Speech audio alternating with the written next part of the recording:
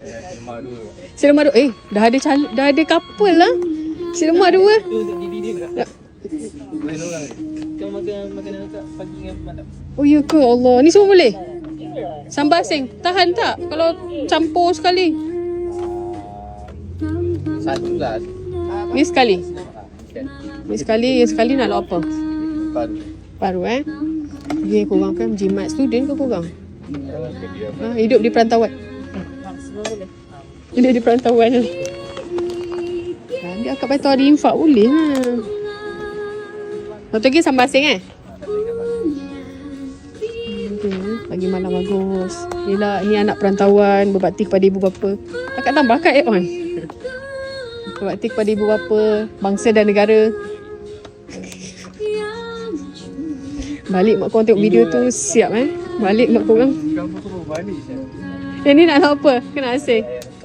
Jom sekali. Nak bagi mana? Tak pilih. Kak pilih. Bagilah dia pilih dulu. Dia berapa ringgit? Allah, awak ambil lauk RM3.5. Nak apa-apa tak akak tambah sikit? RM4. Awak tak payah bayar ni, awak tambah sikit nak telur. Nak jemput RM3.5 negatif lah. Akak kena bayar kat bawa balik.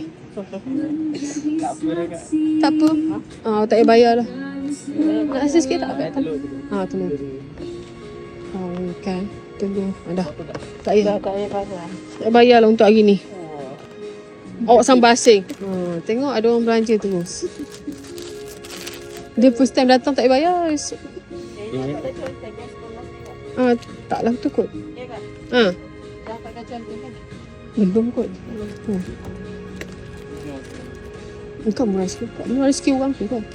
Kan lepas ni korang. Jangan macam tu. InsyaAllah Kak satu yang nanti saya akan kan Kak cakap berbakti pada negara tadi. Okey, awak ini dua 7, 14, RM10 je hari ni. RM10 makan pagi petang. Mak tengok tu insyaAllah dia kata. Sedap tapi bukan Kak masak. Kan tu. Masih sedap.